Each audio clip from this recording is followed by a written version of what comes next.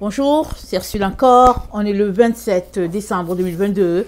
Alors, je viens sonner la trompette aujourd'hui encore et je viens proclamer le retour de notre Seigneur Jésus-Christ. Amen. Soyons tous bénis. Alléluia. Surtout bon repos pour ceux qui se reposent, qui profitent avant de reprendre le chemin de l'école ou bien du travail. Alors, sagesse, l'ami sûr. Siracide 2, le verset 1. Ça dit ceci: mon fils, si tu aspires à servir le Seigneur, prépare ton âme à l'épreuve. Fais-toi un cœur droit et sois résolu. Ne te trouble pas au moment de la détresse. Attache-toi à lui, ne t'en écarte pas. Tu finiras tes jours dans la prospérité. Tout ce qui t'advient, accepte-le. Dans les revers de ton humiliation, sois patient, car c'est au feu qu'on éprouve l'or, et au four de l'humiliation, ceux qui sont agréés de Dieu. Aie confiance en Dieu, et il te viendra en aide. Suis une voie droite et espère en lui. Vous qui craignez le Seigneur, comptez sur sa miséricorde. Ne vous détournez pas de peur de tomber. Vous qui craignez le Seigneur, ayez confiance en lui. Votre récompense ne vous fera pas défaut. Vous qui craignez le Seigneur, comptez sur la prospérité, la joie perpétuelle et la miséricorde. Amen. Donc, sagesse, c'est une amie. Amen. Une amie sûre. Et elle nous dit que l'épreuve, c'est le chemin, ou bien la façon de Dieu, la façon pour Dieu d'éprouver ceux-là qui sont à lui. Alors qu'il t'éprouve, il t'épure. Il enlève la saleté, il enlève le déchet et il laisse la crème de la crème. Amen. Ça veut dire quoi? C'est-à-dire il te sanctifie. C'est-à-dire il te purifie. Amen. Il te dépouille des œuvres mortes et il garde en toi ce qui fait sa joie à lui. Amen. C'est ça, la Bible dit qu'il a son vent à la main. Amen. Et puis, il fait passer le mauvais grain dans le feu. Amen. Alors, Paul dit aussi dans 1 Corinthiens 3, amen, on connaît très très bien le passage, Paul qui le dit, il dit, le verset 11, car personne ne peut poser un autre fondement que celui qui a été posé, à savoir Jésus-Christ. Or, si quelqu'un bâtit sur ce fondement avec de l'or, de l'argent, des pierres précieuses, du bois, du foin, du chaume, l'œuvre de chacun sera manifestée. Car le jour la fera connaître, parce qu'elle se révélera dans le feu, et le feu éprouvera ce qu'est l'œuvre de chacun. Si l'œuvre bâtie par quelqu'un sur le fondement subsiste, il recevra une récompense. Si l'œuvre de quelqu'un est consumée, il perdra sa récompense. Pour lui, il sera sauvé, mais comme au travers du feu. Donc, tous les enfants de Dieu qui le servent et qui veulent lui être agréables passent par le feu. Amen. Le feu de l'épreuve. Et c'est ça que Siracide nous dit, que mon fils, si tu aspires à servir le Seigneur, prépare ton âme à l'épreuve. C'est important l'épreuve. Amen. Alors souvent on n'aime pas l'épreuve, on se dit c'est difficile, mais c'est important pour toi-même, afin que tu saches si vraiment tu veux suivre Jésus-Christ ou bien si tu laisses tomber. Alléluia, très très important. Deuxième texte que j'aimerais qu'on lise, Siracide 1, le verset 25. Ça dit, une irritation, pardon, je me suis trompée, parmi les trésors de la sagesse sont les proverbes du savoir. Mais la piété est un objet d'horreur pour le pécheur. Toi qui désires la sagesse, observe les commandements et le Seigneur te l'accordera. Je relis encore. Toi qui désires la sagesse, observe les commandements et le Seigneur te l'accordera. Car la sagesse et l'instruction, c'est la crainte du Seigneur. Son bon plaisir, c'est la fidélité et la douceur. Ne sois pas indocile à la crainte du Seigneur. Ne viens pas à lui avec un cœur double. Ne sois pas hypocrite devant les hommes, mais veille sur tes lèvres. Ne sois pas hypocrite devant les hommes, mais veille sur tes lèvres. Ne viens pas à lui avec un cœur double. Amen. Très très important, conseil de sagesse. Alors, Siracide, je ne sais pas c'est quel chapitre, mais j'ai écrit page 1898. On va voir. C'est Siracide. C'est Siracide 37. Amen, c'est Siracide 37. Alors, attendez, est-ce que je suis bien là? Ok. Le début de toute entreprise, c'est la discussion. Avant toute action, il y a la réflexion. Vrai ou faux? C'est ça, n'est-ce pas? Quand on s'embarque dans un projet, on réfléchit d'abord. On se demande, est-ce que c'est important? Qu'est-ce que ça va nous rapporter? Qu'est-ce que ça va nous coûter? Donc, voilà ce que le livre de Siracide nous dit. Il dit, le début de toute entreprise, c'est la réflexion, c'est la discussion. Il dit, avant toute action, il y a réflexion. La racine des pensées, c'est le cœur. Il fait pousser 4 rameaux. Le bien et le mal, la vie et la mort. Et celle qui constamment décide, c'est la langue. Amen, c'est vrai, n'est-ce pas? C'est notre langue qui décide. L'endroit où elle va, alors, le projet va. Voilà pourquoi il est très important de ne pas être hypocrite. Parce que si tu t'embarques dans un projet, juste par crainte des hommes et que ton cœur n'y est pas, le projet ne va pas aboutir. Alors, Siracide nous dit, c'est la langue qui décide. Alors, tel homme habile sert d'éducateur à beaucoup, mais pour lui-même, il n'est bon à rien. Tel qui est habile en discours se fait détester. Il sera privé de toute nourriture. En effet, la faveur du Seigneur ne lui a pas été accordée parce qu'il était dépourvu de toute sagesse. Qu'est-ce qu'il est en train de nous dire? Il est en train de dire, le sage ne parle pas beaucoup. Le sage ne passe pas son temps à gaspiller sa salive en train de parler par-ci, par-là. Il dit non. Quelqu'un qui fait ça, il est insensé. Le sage, il ne parle pas beaucoup. Il garde tout à l'intérieur. Il confie au Seigneur pour savoir si Dieu est dans le projet ou pas. Amen. Alors, en effet, la faveur du Seigneur ne lui a pas été accordée parce qu'il est dépourvu de toute sagesse. Tel est sage à son propre profit et les fruits de son intelligence sont pour son corps. Un homme sage instruit son peuple et les fruits de son intelligence sont assurés. Un homme sage est comblé de bénédictions et tous ceux qui le voient le proclament heureux. Une vie d'homme, on en dénombre les jours, mais les jours d'Israël sont innombrables. Le sage héritera la confiance au milieu de son peuple et son nom vivra à jamais. Mon fils, pendant ta vie, éprouve-toi toi-même. Alléluia. Pendant ta vie, éprouve-toi toi-même. Vois ce qui est mauvais pour toi et ne te l'accorde pas. Car tout ne convient pas à tous et tous ne trouvent pas en tout leur agrément. Ne sois pas insatiable de toute jouissance et ne te jette pas sur les aliments. Car l'abondance de nourriture est une cause de maladie et la gonfrerie est proche de la colique. Beaucoup sont morts des suites de leur gonfrerie. Mais celui qui fait attention allonge sa vie. Amen. Alors, mon fils, pendant ta vie, je répète, éprouve-toi toi-même. Vois ce qui est mauvais pour toi et ne te l'accorde pas. Car tout ne convient pas à tous et tous ne trouvent pas en tout leur agrément. Ne sois pas insatiable en toute jouissance et ne te jette pas sur les aliments. Quel bon conseil. Amen. Donc,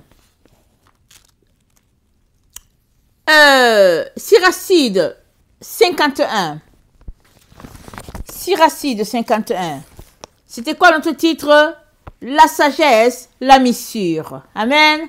Sagesse est une amie sûre. Elle va nous conduire à destination. Alléluia. Alors, Siracide 51, le verset 13. Quand j'étais encore jeune, avant de vagabonder, j'ai cherché la sagesse, ouvertement dans ma prière. Devant le temple, j'ai prié à son sujet. Et jusqu'au bout, je la rechercherai. En sa fleur, comme la grappe qui mûrit, elle a été la joie de mon cœur. Mon pied a marché dans les droits chemins. Depuis ma jeunesse, j'ai suivi sa trace. Pour peu que j'ai incliné l'oreille, je l'ai reçue. Et j'ai trouvé pour moi une abondante instruction. C'est grâce à elle que j'ai progressé. À qui me donne la sagesse, je donnerai la gloire. Car j'ai résolu de la mettre en pratique. J'ai été zélé pour le bien et jamais ne le regretterai. Mon âme a lutté vaillamment avec elle. Et dans la pratique de la loi, j'ai été minutieux. J'ai étendu les mains vers le ciel et déploré mes manquements à son égard. J'ai dirigé mon âme vers elle et dans la pureté, je l'ai trouvée. Avec elle, j'ai reçu l'intelligence dès le commencement. C'est pourquoi jamais je ne connaîtrai l'abandon. Amen. Sagesse n'abandonne pas les siens. Tant et aussi longtemps que tu veux d'elle, elle te conduira. Elle te donnera tout ce dont tu as besoin pour pouvoir toucher le cœur de Dieu. C'est sa sagesse. Et l'auteur de Siracide nous raconte qu'est-ce qui lui est arrivé. Et il a dit, il n'abandonnera jamais sagesse.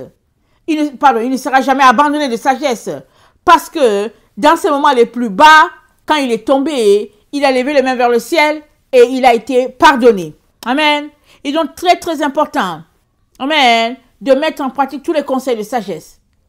Tant et aussi longtemps que tu désires marcher avec elle, elle marchera avec toi. Amen. Et parce que elle te comblera de tous les biens. Et quand on parle de bien, ne pense pas forcément au bien physique. Ne pense pas forcément au bien matériel. Amen. Les biens matériels, oui, ils sont juste là pour nous aider à accomplir notre ministère, notre appel sur la terre. Mais ils ne sont pas là pour qu'on s'éclate dedans, pour qu'on se délecte de cela. Parce qu'une fois que tu as donné à ces biens, c'est fini, ils vont te détourner de Dieu. Alors, que ton cœur ne soit pas attaché aux biens de ce monde. Alléluia. Alors,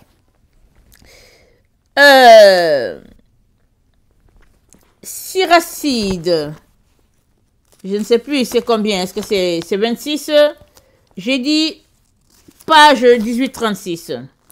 Excusez-moi. Alors, on va voir ces Siracide. C'est combien ça? Ok. Qu'est-ce que j'ai dit? Excusez-moi, je lis mes notes. C'est Siracide 1.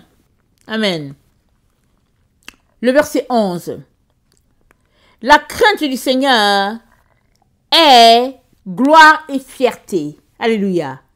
La crainte du Seigneur, elle est gloire et fierté, joie et couronne d'allégresse. La crainte du Seigneur réjouit le cœur, donne joie, gaieté et longue vie. Pour qui craint le Seigneur, tout ira bien à la fin. Au jour de sa mort, il sera béni. Le commencement de la sagesse, c'est la crainte du Seigneur. Alléluia. Pour les fidèles, elle a été créée avec eux dans le sein maternel. Parmi les hommes, elle a fait son nid, fondation d'éternité. Avec leur descendance, elle restera fidèlement. La plénitude de la sagesse, c'est la crainte du Seigneur. Elle enivre les hommes de ses fruits. Leur maison tout entière, elle la remplit de ce qu'ils désirent, et leur grenier de ses produits. La couronne de la sagesse, c'est la crainte du Seigneur, qui fait fleurir la paix et la bonne santé. Elle fait pleuvoir la science et la connaissance intelligente. Elle exalte la gloire de ceux qui la possèdent. La racine de la sagesse, alléluia, c'est la crainte du Seigneur. Et ses rameaux sont une longue vie. Amen et alléluia. Donc la crainte du Seigneur, amen, le proverbe nous dit, c'est le commencement de la sagesse. Amen. Alors toi et moi, aspirant à servir le Seigneur, toi et moi voulons lui être agréable, il est donc très très important qu'on marche avec la sagesse divine. Amen. Alors, Proverbe 3. Amen. Proverbe 3, dans le 8 secondes. Mon fils, n'oublie pas mes enseignements et que ton cœur garde mes préceptes, car ils prolongeront les jours et les années de ta vie. Ils augmenteront ta paix. Que la bonté et la fidélité ne t'abandonnent pas. Lis-les à ton cou et écris-les sur la table de ton cœur. Tu acquerras ainsi de la grâce et une raison saine aux yeux de Dieu et des hommes. Confie-toi à l'Éternel de tout ton cœur et ne t'appuie pas sur ta sagesse.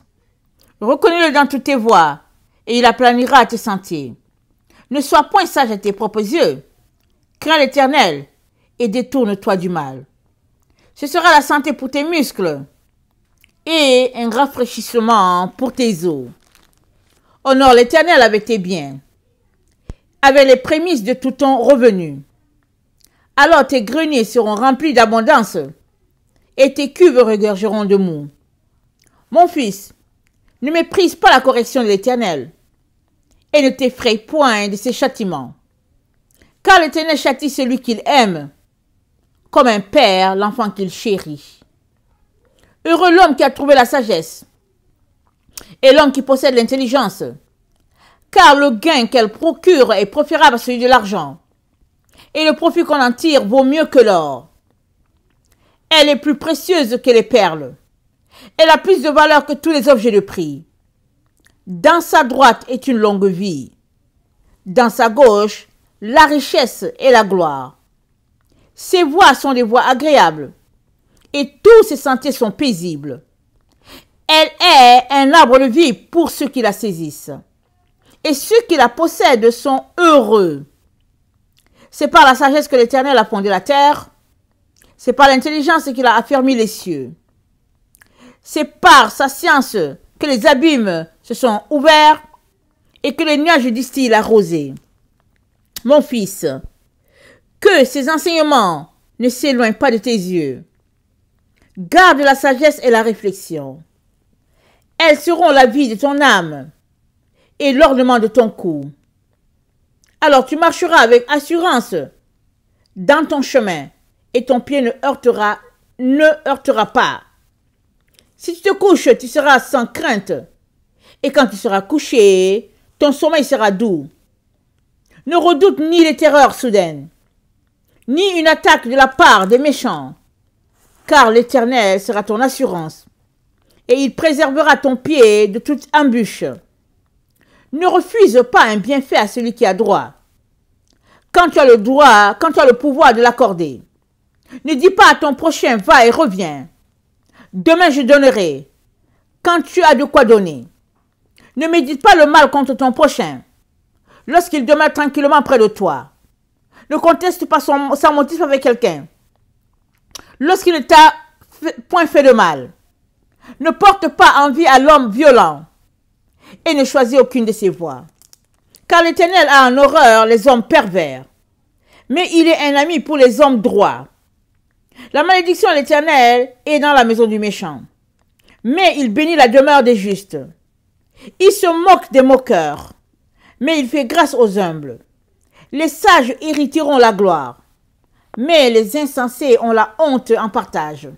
Amen. Ça c'est le proverbe 3. Amen. Donc le proverbe 3 nous dit que la sagesse est un arbre de vie pour ceux qui la saisissent. Et ceux qui la possèdent sont heureux. Es-tu heureux? Suis-je heureuse? Si nous ne le sommes pas, il est très important de courir vers sagesse. Et quand bien même nous le serons, il est très important de s'accrocher à la sagesse pour avoir encore plus de bonheur, plus de joie. Alléluia. Et c'est dit au verset 21, mon fils, que que ces enseignements ne s'éloignent pas de tes yeux. Pourquoi? Parce que les yeux, c'est la porte de l'âme.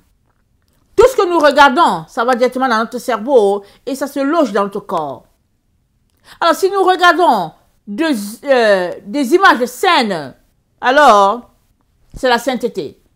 Si nous regardons des images souillées, voilà que nous venons de souiller notre corps.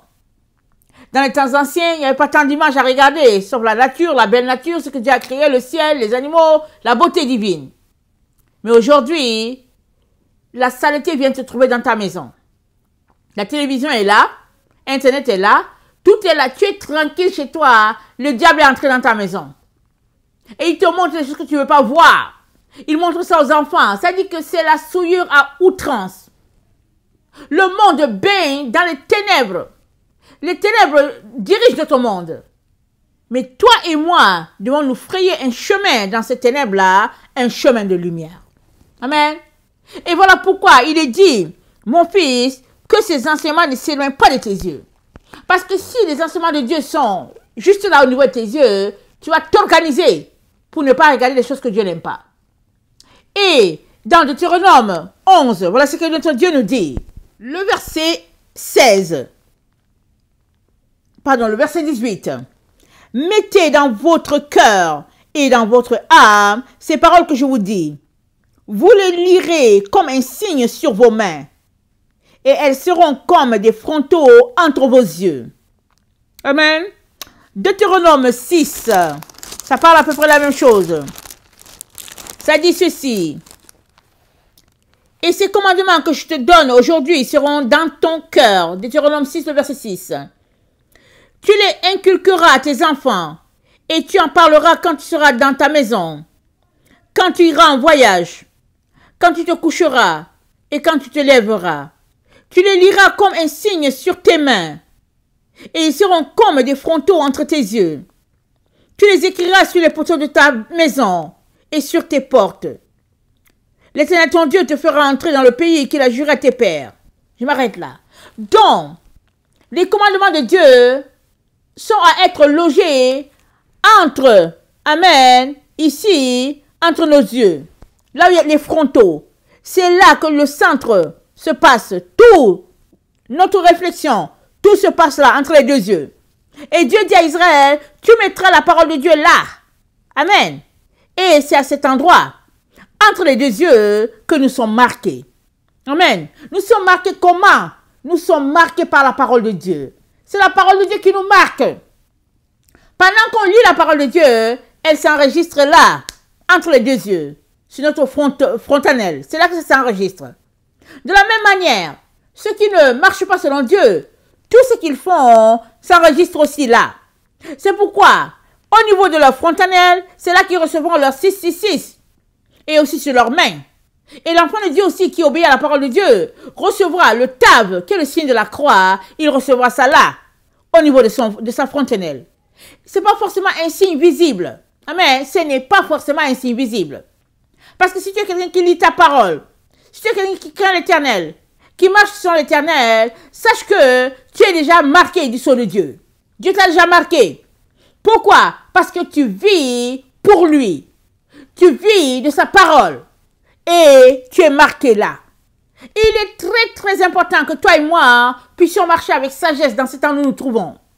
Si par le passé nous négligeons sagesse, il est plus que jamais urgent que nous puissions marcher avec elle.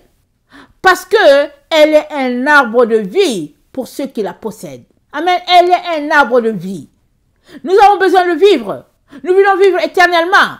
Et la sagesse divine, elle est là pour nous aider, pour nous conduire.